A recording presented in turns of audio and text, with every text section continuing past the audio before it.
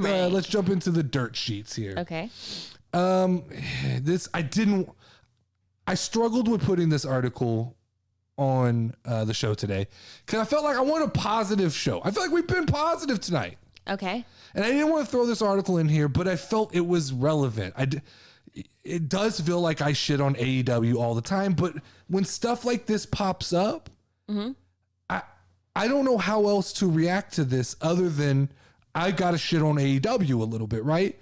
CM Punk has come out and he did an interview where he basically has blasted fans who approach and wait for him in airports or places that they suspect he will be, and they approach him for autographs, right? What a bitch. Now, I read one article about this. I don't have all the details, so once again, I'm going to speculate the fuck out of this thing. Speculate. The vibe I got from him was the COVID vibe, right? Was the, don't come at me because you know, we're in a pandemic. Cool, right? You take your stance. Take your side. Yeah. My problem is, motherfucker, you were jumping into the crowd 6 months ago. Yeah. You didn't give a fuck about COVID when it was your big return party. I agree. You were diving into crowds. Now, he came out and he addressed that in the article, and he's like, well, those people were all vaccinated. I think, I'm not a doctor, but I think it's pretty common knowledge at this point that being vaccinated doesn't stop the transmission, that it makes having COVID less fucking serious, right? Yeah. I don't know. I don't know either way. I don't know either way. I'm not going to get into the political side of this. This is just what fucking I've read from watching Pat McAfee, from watching Joe Rogan, watching CNN, watching Fox News. I get news from all over the fucking place. I'm not a goddamn virologist. But it sounds to me like CM Punk is basically just saying, hey man, don't fuck with me in my personal life. And I'm going to use this pandemic as a way to kind of shut this down. It feels to me like he's going, I fucking love the fans. I'm back for the fans. I came back for the fans.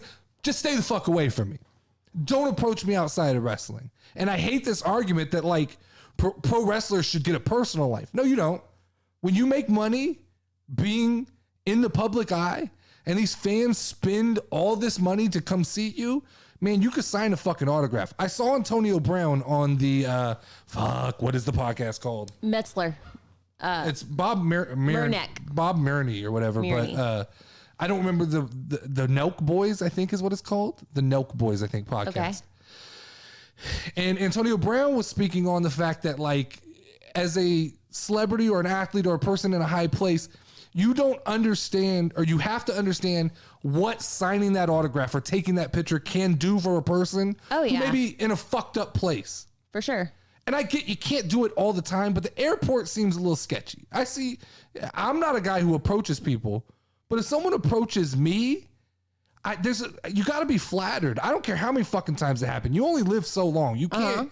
Once you turn this shit into like you deserve this and you have all this fucking privacy, go fuck yourself, man.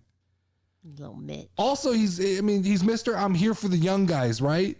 Okay, yeah. And now we're hearing rumors that he's like irritated with MJF. Why? Because MJF said some fucking things that like crossed an imaginary line of professional wrestling. Told you something about, main eventing WrestleMania that maybe got under your skin. I think it was Bully Ray. Bully Ray alluded to the fact that one probably cut deep. So what? It's wrestling, man, that's what also MJF does. does. Exactly. And if fucking props, y'all want me to go and give props to MJF if he fucking got under his skin. If he CM Punk, right? If he got under CM Punk's skin, props to MJF. Bravo. All right, moving on. Okay. Corey Graves. Did you read the news? No. Corey Graves has been medically cleared or allegedly been medically cleared to return to a WWE ring. The announcer? Yeah. Oh, that's so cool. So this is another guy like the Will Ospreays and the Mooses of the world that I don't have a ton of watch time with Corey Graves wrestling. I can just eye test. He's little. He's a small guy. Little. That's all I'm going to say about size. Fucking that's it. He's a little undersized. He's got a great look. Yeah. All the tattoos, the weird French outfits and things like that. He unbelievable on a microphone. Obviously, we know that. He's the best commentator on Monday Night Raw. And, good for him. Can he come back and take over WWE? No. So are they thinking they want him to wrestle at Royal Rumble? I don't know. I didn't get any farther than the fact that I saw it looks like he was medically cleared to wrestle again. Funny thing about him is, to me, he's got like the perfect look of like the AEW guys. Yeah. I think he would probably do well in AEW. Unfortunately, WWE's so not I'm looking gonna, at his pictures. He was kind of like a pretty boy punk rocker type. Yeah, I think that's kind of what you could. He's got a CM Punk light feel to him. Yeah. And I don't know. I'm going to go back tonight probably and watch some of the network and try and catch up on some of these guys and maybe try to see who Will Ospreay is. And Yeah. I try definitely to like figure to out see who the Corey Moose Graves. is. But I'd like to see if he was even worth the shit. I don't know.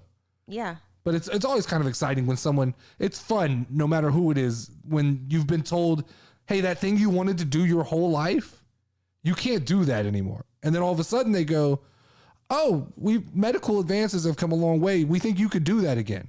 That's what I'm like, cross our fingers. That's what's happening with Paige. Yeah, for sure. That would be super cool. I loved her. Someone brought this up on TikTok earlier and I saw this article. So I feel like I need to talk about it, but I'm not going to go real deep into it because I'm not a fucking lawyer.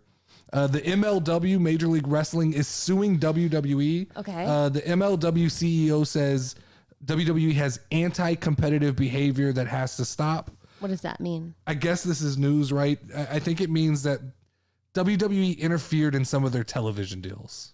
Okay. That they stepped in and told, I think it was like Spike TV or Vice TV, one of those companies. Yeah. I don't even know if Spike is still a TV network. I don't know. But they told one of those networks, they said like, hey, we don't appreciate you doing business with other wrestling companies, even though I don't think they have affiliation, but they kind of big dick the industry in wrestling. And or they're like maybe under the same parent network or something. so then it had something to do with it. There's an app called Tubi. Yeah, I know what Tubi is.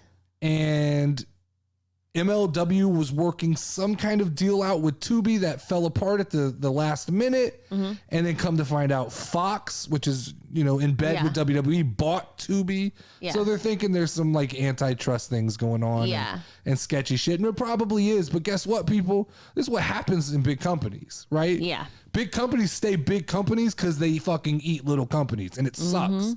But that's the way fucking big business goes. Yeah.